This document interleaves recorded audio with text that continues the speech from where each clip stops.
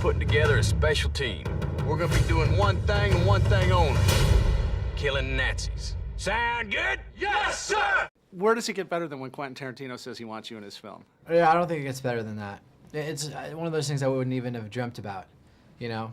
That Quentin Tarantino would call and say, I want to meet you, I want to put you in my movie. I mean, it's, for me personally, being such a fan of his movies and really kind of wanting to be a writer for the first time when I saw Pulp Fiction and thought, oh, somebody wrote that. Someone decided to put that song there, and someone decided to have a Band-Aid on the back of that head, you know? Right.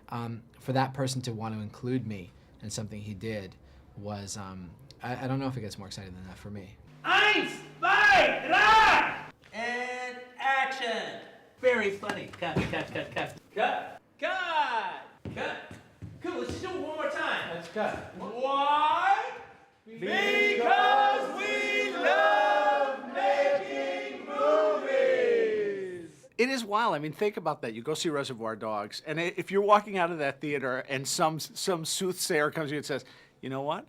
I'm going to work with this guy. Oh, He's gonna no. put you in one of his You know, I films." just wanted to be as much like him as I could be when I was younger. I didn't think that I would actually ever be, even for, you know, a few weeks, a colleague of his or part of his universe. It was really cool.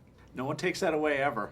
No, they can't. Right. They can't Right. take that away. And the role itself. I mean, when I see that lineup of guys, it's like that is a brilliant mind. And, you know, picking the right people to be the Bastards. Yeah, it's not just a bunch of action stars in this movie. This movie is so different from what people are kind of getting bored of seeing for so many reasons. But one of them is these just look like regular guys. You know, not all of them are that big or strong or anything, but they're just, you know, Americans in the Army in World War II were not necessarily the biggest, toughest group. Right. And myself especially, playing a guy who is very upset to learn his nickname is the Little Man. One of those examples, you know. Do you control the nicknames your enemies bestow on you? Aldo the Apache and the Little Man? The German's nickname for me is the Little Man. And as if to make my point, I'm a little surprised how tall you were in real life. I mean, you're a little fella, but not circus midget little. Do you keep a diary? When you have experiences like this, what did you write about?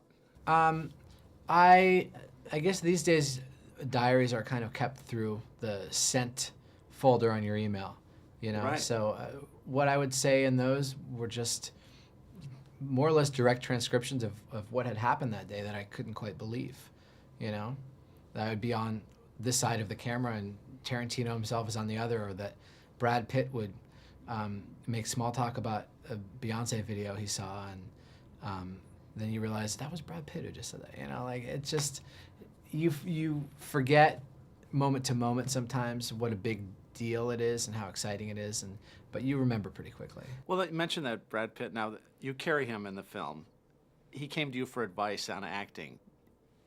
That's a professional who does that, and I think that's very big of you. Are we spreading more incredible rumors about myself? Yes. Go Oh, with sure. me. Yeah, Brad had a lot of questions about how to handle, you know, the pressure of the movie, and Tarantino, of course, wanted a lot of advice framing shots, and Harvey Weinstein wanted help marketing the film. So, you know, I really became everyone's therapist in a way. Diane wanted to know how to dress. Everybody really turned to me, and Eli actually went to me for some help on his swing. So I'd say my role was really helping everyone else. Is that the rumor you want me to That put is out it. there? You're a good Great, man. I love it. Just a name that stuck. Well, you do have to admit, it is catchy.